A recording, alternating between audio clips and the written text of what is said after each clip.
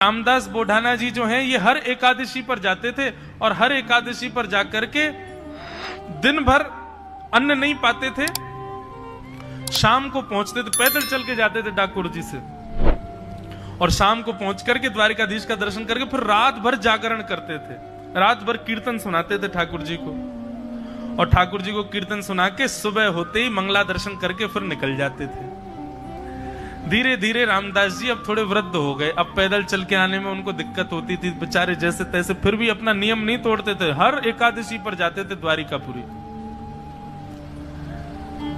मन में एक बार कभी चित्त में भाव आ जाता था कि ठाकुर जी अब हम बड़े वयोवृद्ध हो गए, मुझे तो बस ये है कि अंतिम श्वास तक मेरे आपके एकादशी के दर्शन का नियम ना टूटे।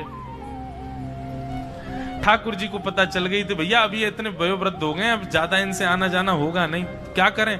वर्षों से चली आ रही मंदिर की सेवा को ठाकुर जी त्यागने को तैयार हो गए।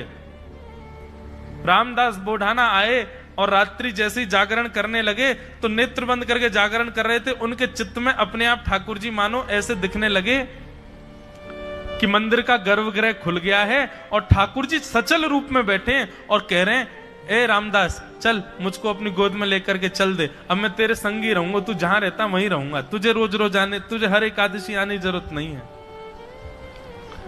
रामदास जी को एक क्षण के लिए चिंतन चित्त में आया, तुरंत नेत्र खोल के देखे तो सामने तो कुछ नहीं, पर गर्भगृह का द्वार खुला हुआ था।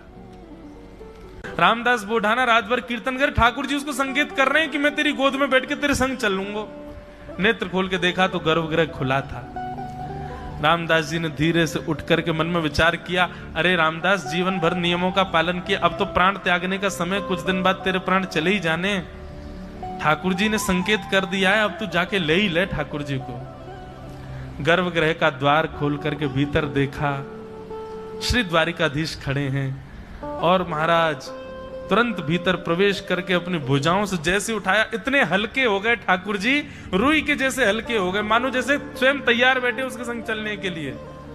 और तुरंत महाराज रामदास जी की गोद में खड़े होकर के ठाकुर जी, बार बार कानों में एक स्वर जाता है, रामदास कौन बोलता है पता नहीं, जल्दी चलो जल्दी चलो जल्दी चलो, क्योंकि ब्रह्म मुहूर्त होने वाला है, मंगला के दर्शन खुलने वाले हैं, मंदिर में पुजारी आ जाएंगे, बवाल मच जाएगा, उससे पहले भगा ले चलो हमको यहां से। और रामदास बोढ़ाना जी अपनी बैलगाड़ी में लेकर के श्री द्वारिकाधीश को ठाकुर जी पधार के, बीच में लीला भी हुई, पुजारियों ने पकड़ लिया था इनको। अब जैसे ही पुजारियों को आता देखा, ये ठाकुर जी को लेके एक बावड़ी में कूद गए, एक सरोवर था उसमें कूद गए, अंदर जाके वहां पे गुफा सी थी, उसमें ठाकुर जी को बैठा दिया। पुजारियों ने आके बैलगाड़ी देखी तो बैलगाड़ी में ठाकुर जी तो नहीं मिले, उनकी एक पटका मिल गया। अब रामदास जी की बैलगाड़ी में ठाकुर जी नहीं मिले, लेकिन उनकी पीतांबरी मिल गई। पुजारियों ने कहा पकड़ लो इसको, देखो ये ठाकुर जी की पीतांबरी। खूब मारा महाराज, बोढ़ाना जी के ऊपर खूब प्रहार किया।